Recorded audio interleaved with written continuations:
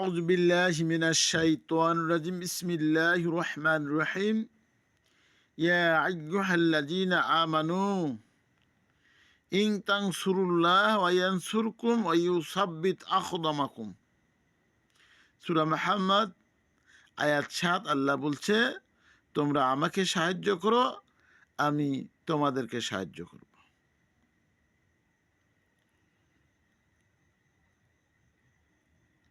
মান যাল্লাযী ইউকরিদুল্লাহ করদান হাসানান ফায়ুদাইফাহু আদআফান কাসীরাতান।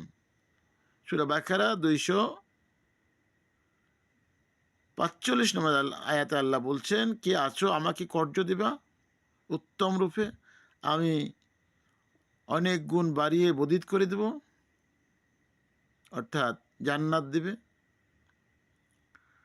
সূরা মায়েদায় আল্লাহ বলছে, কে আসো কিনবা।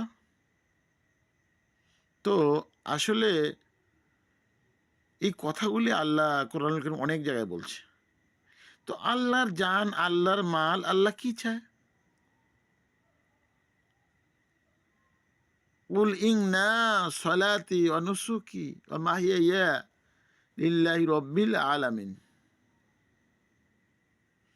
আল্লাহ মানুষের ইচ্ছাকে চায়, মানুষ যা করে সেটা সব কিছু যেন আল্লাহর জন্য হয়। সূরা তাওবার আয়াত 111 আল্লাহ বলছে, নিশ্চয় আমি মুমিনদের জানমাল ক্রয় করছি।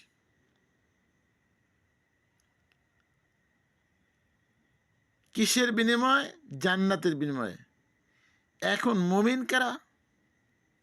মুমিন তারাই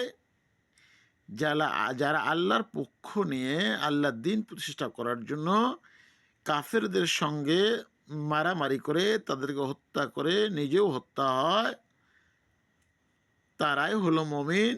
আর তাদেরকে আল্লাহ কিনা নিয়েছে।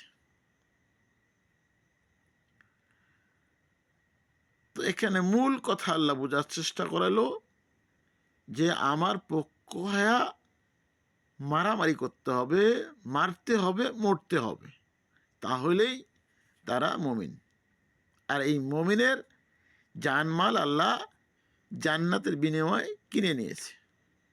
অথচ আজ অনেক বুজুর্গ দেখা যায় তারা বিক্রি হইতেও চায় না, হ্যাঁ আল্লাহ তাদেরকে কিনবেও না। আল্লাহ বলছে, আমি মুমিনদের জানমাল ক্রয় করব।